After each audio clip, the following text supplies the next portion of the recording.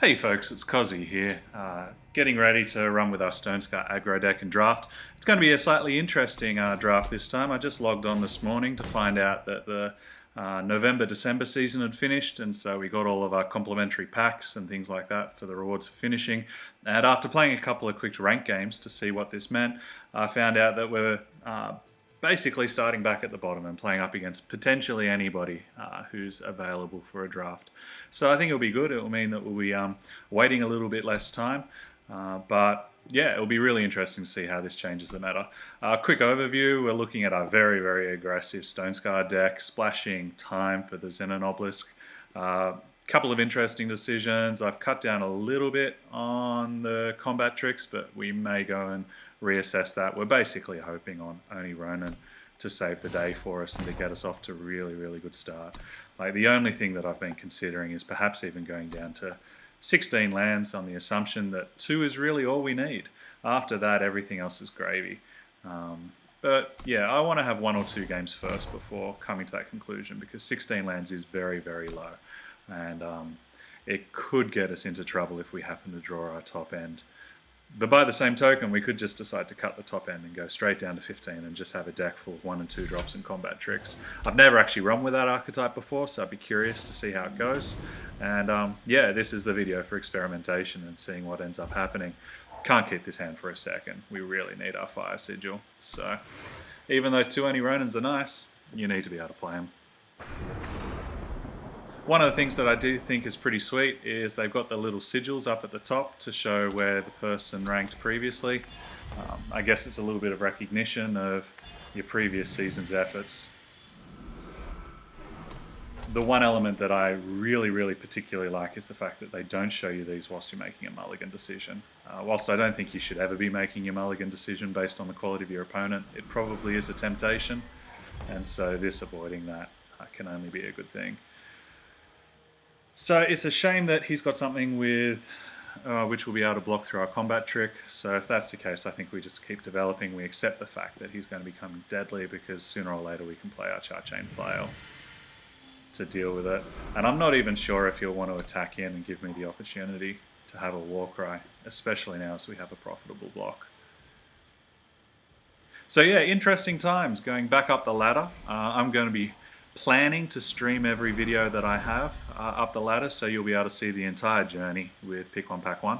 Obviously, that may well mean quite a few videos, which may prove too many, but I'm happy to give it a shot and see how it goes.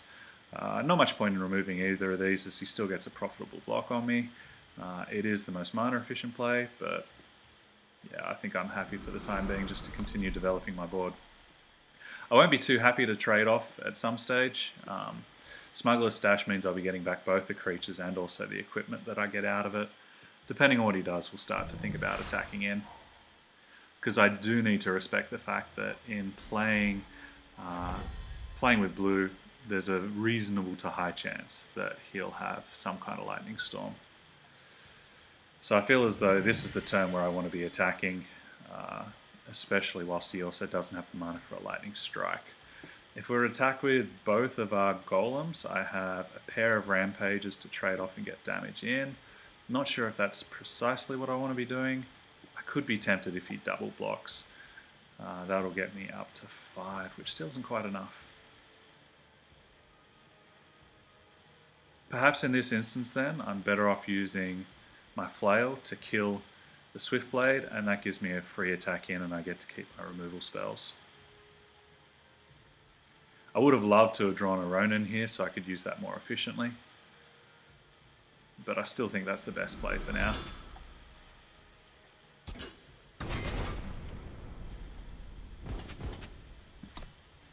Next turn we can think about attacking in with a Ronin and a Rampage if he doesn't continue to develop his board.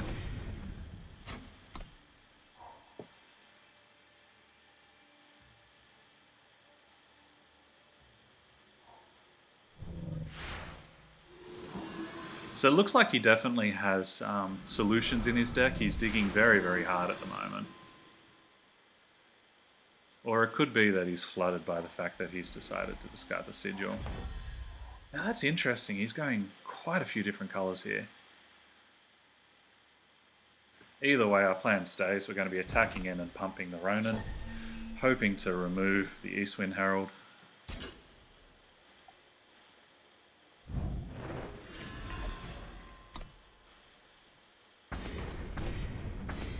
And keep up the pressure as much as possible whilst he plays this dirtily control deck.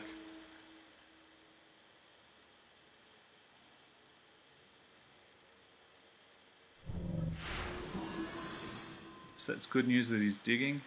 It means that he's not playing a 5-drop that's going to be a problem for us, although I'm feeling very comfortable. If he's playing one creature a turn, I think we've won this game very comfortably, because we'll be playing one combat trick a turn, getting an extra 4 damage, and then eventually when he finds profitable blockers, we'll be making his life very uncomfortable. If we attack in here, there's a decent chance that he's going to be zapping one of them. I think I'm okay trading a removal for a 1 or 2 drop, especially as I get an extra Warcry in. And once we get Cabal Recruiter up, I'll be able to start nicking whatever top end he has. Because it doesn't look like he's drawn anything lower than that. Yep, you got my Ronin. I feel as though I've gotten more than enough value out of him.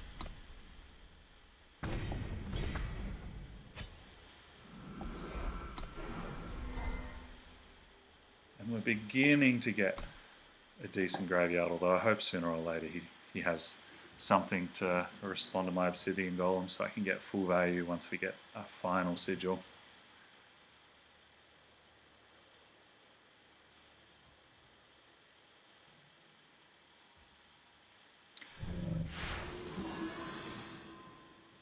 Yeah, this isn't looking good for Mana Barbs at all. I think he had a plan that I think he had a hand rather that was just exceptionally flooded. In this instance, if I attack with both, he's probably going to be blocking the Cabal Recruiter because he doesn't want me to get my card advantage from the Infiltrate.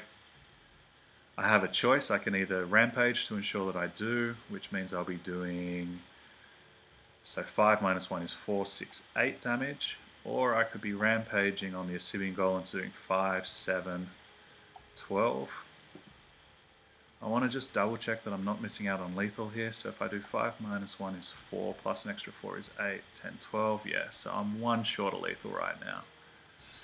If that's the case, I feel as though I'm happy chipping him down.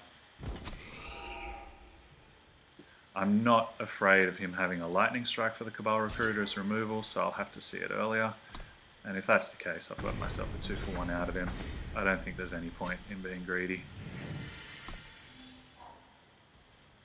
Especially as if he only drops 1 blocker, we now have enough damage on 1 creature alone to represent lethal. Because we'll be doing 9 damage through on whoever's free. And so now he's priced into some very unfortunate blocks.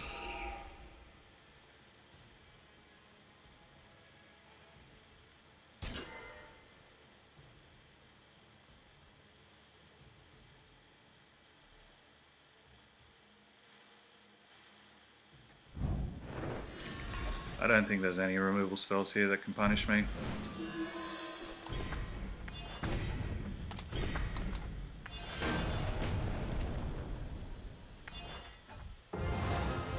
And our aggro deck did its aggro things. So it's a very good start to the new season for me. Overall, I feel as though that went well, so I'm not going to be making the adjustment to the sigils. We didn't seem to get into too much trouble for it. Instead, let's have another game.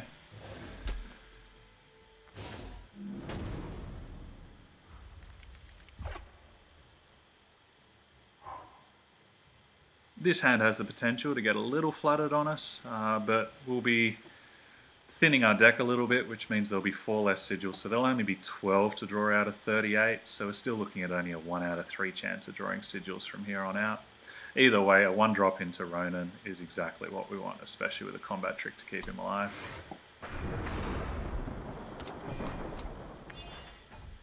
And on the play is a gift for where we are currently. There aren't a lot of profitable 1 drops. I guess that's one, but I don't feel as though that's a bad deal for me at all. Premium removal for a solid 1 drop.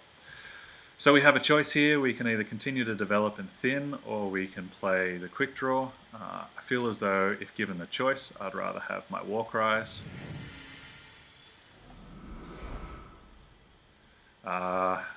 We have the choice of looking at going into double fire, which I do have creatures that care about it, or taking my time sigil now. I think I want to take the time sigil because I'm much more likely to be drawing into fire later on.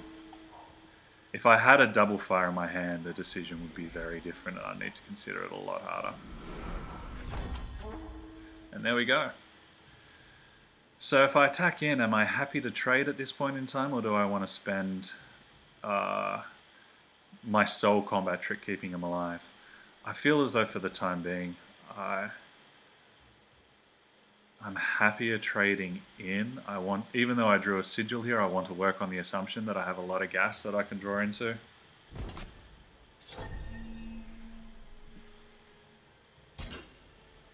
And given the fact that he is playing Shadow as well, it's a low chance, but there is a chance that he's playing things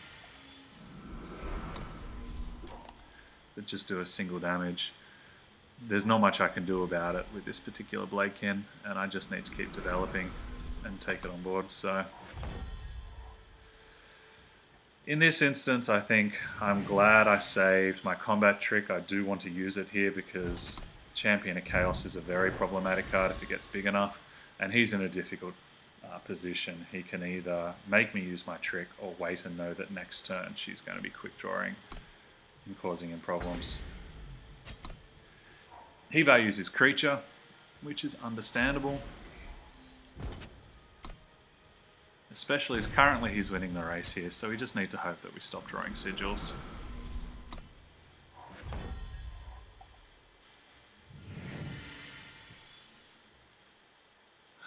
So that represents a problem for us.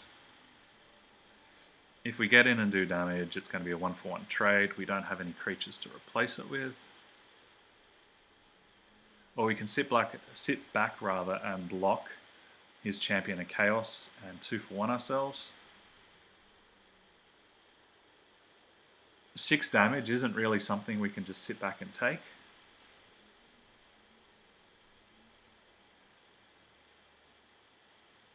And I have a deck that has a fair amount of equipment, so I'm going to be in trouble if she's not alive.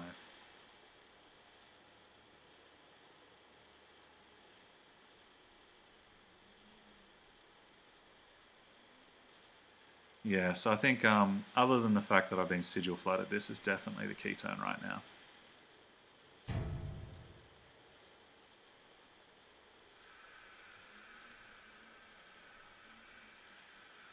If I attack, he's guaranteed to block, he's guaranteed to know he's safe to come in, so I feel as though for this position I just need to sit back and at least represent that I have something, make him think a little bit harder.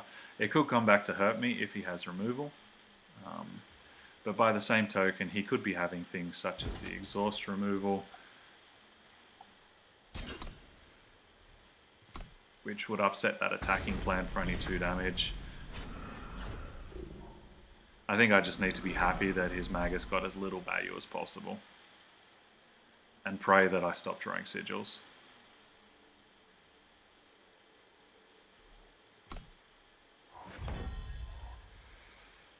Oh, punished for that particular block.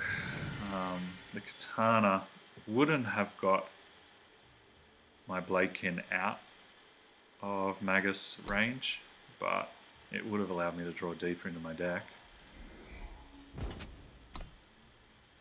We just need to draw a creature quick, smart, and hope that he doesn't continue to develop his board. Yep, that's unfortunate. We're going to need to draw a creature that has a decent amount of toughness, so we're really on the Phoenix or other cards from our top end right now. Sigil is not one of those cards, and he's representing 9 damage now, so I think this game is well and truly lost. Yep, well and truly lost.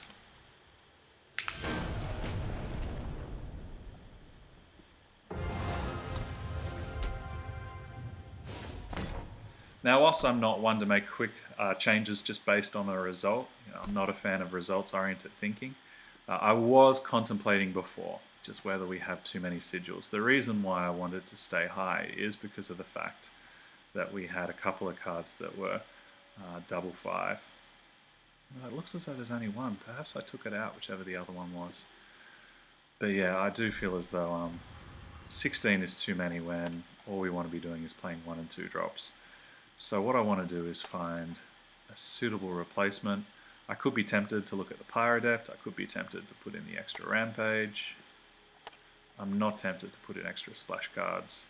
Or we could be looking at the Scavenging Vulture or the equipment.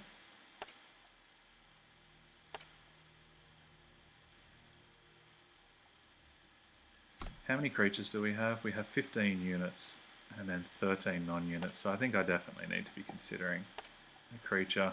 If that's the case, it's a choice between a Scavenging Vulture and the Pyrodept. I feel as though the Pyrodept is more consistent, but the Vulture represents a little bit of evasion for me. So yeah, in that scenario, I think we'll take the Vulture. And we'll go for our final game for this video series. And I'll stop there. I think 3 is enough to start to get close to too long. It ends up being close to a half-hour video, which I think is more than enough to watch either at home or on the train.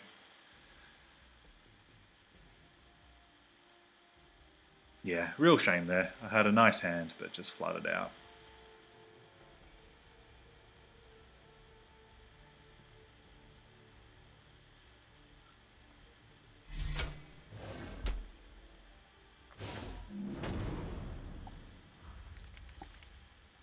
Up against Tuesday. Tuesday's going first. We need the extra sigil, so unfortunately we're going to have to throw this one back. Oh, ugly, ugly hand with no creatures. We're definitely going to be banking on drawing well. And if you ask, you shall receive. So we're very fortunate to top off that Oni Ronin. We now have a couple of choices. We can attack and use our combat trick to basically get a Warcry for 1 mana. It's using one of our good combat tricks for not a lot of value. Or we can sit back and seek power, or we can attack in and trade and use our Dark Return as well as seek power. But I feel as though I'd rather see how the board develops and if I have a more useful card. Because the likelihood is then on turn 3 he'll still be playing a 2-power creature, so the Dark Return making a 3/2 Oni isn't the best trade. I think in this scenario I want to start to thin my deck and keep my Ronin alive, because if I don't draw a creature next turn I can play the Katana on him and trade into a 3-drop that has 4 toughness. Oh dear, that's a little bit embarrassing. I'm really not thinking carefully right now. If that's the case, what do I do? It's early morning right now. I thought I'd get in when I first woke up, but that's really not an excuse for a play that's as sloppy as that. Do I want a Dark Return? Next turn, I wouldn't be able to use both my Katana and play my creature, so I feel as though from that moment of absent-mindedness, I'm forced into that decision. Oh, geez, that's a little bit embarrassing. Well, guys, there you go. Follow what I do, or follow what I say, not what I do. With him not playing a creature and me being able to continue to curve out, I'm not super interested in giving him the opportunity to 2-for-1 me. I don't think I should compound error on top of error, especially as the removal that he currently has is likely either Vanquish. Ironically, we might get rewarded for this terrible, terrible play, as we'll now have the opportunity to attack in, use our Rapid Shot to trade, and develop our board out further with the Ronin. I really don't deserve that. That was a rubbish play indeed. He's letting me keep my creature, so if that's the case, we'll play the Recruiter and use my power as effectively as possible. Tuesday, mate, if you ever get to see this and realise that I get a result on this game, I'm sorry. I didn't mean to to play you like that. He's attacking in, which makes me think he has pump spells because, well, perhaps he's attacking in just to try and get 3 damage because he knows that I need to consider it. Yeah, in this scenario, I feel as though I can't afford to give him 3 damage just on a chump attack, even if he does have the combat trick to make me pay for it.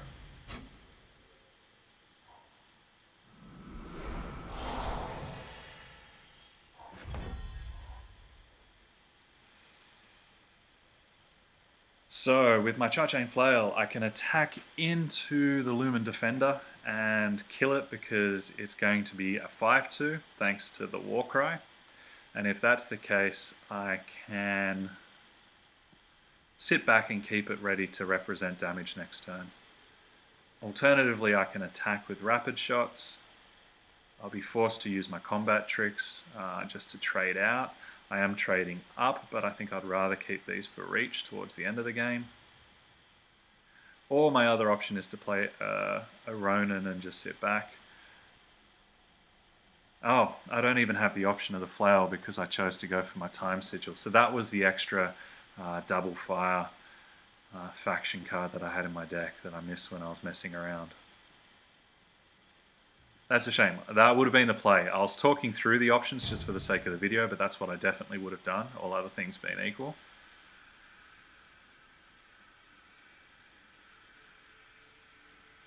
If that's the case, I want to attack in and keep back a blocker.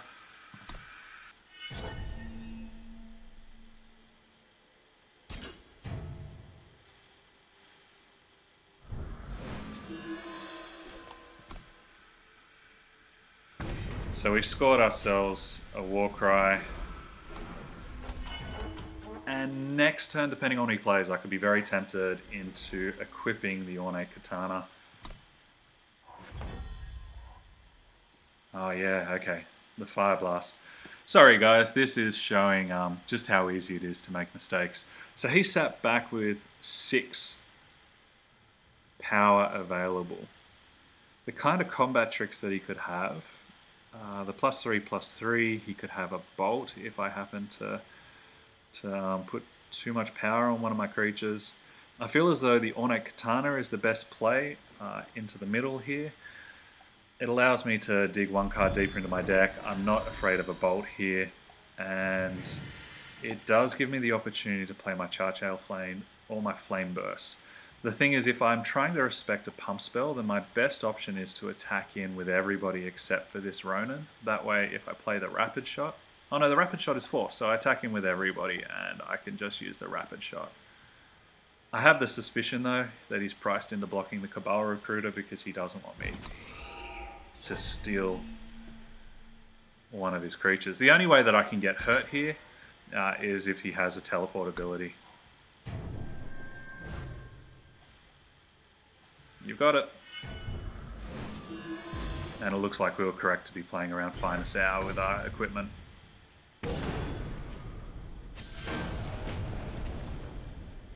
Oh, Tuesday, I'm sorry, man. I did not mean to make such a bad play like that. Fortunately, we got away with it based on just the power of being aggressive. When you have several creatures on the board and they can only play 1 creature per turn, you get them into a very, very tough spot. So we're up to 2 wins with our Stonescar aggro. Join us for the next video. We'll continue through and hopefully I'll wake up a little bit and stop making terrible, terrible plays like that. Because to be frank, I really should have been punished for making a play that was that bad. Alright, thanks for watching guys, and I'll see you in the next video. This has been Kozzi for Pick 1 Pack 1, and I'll see you next time.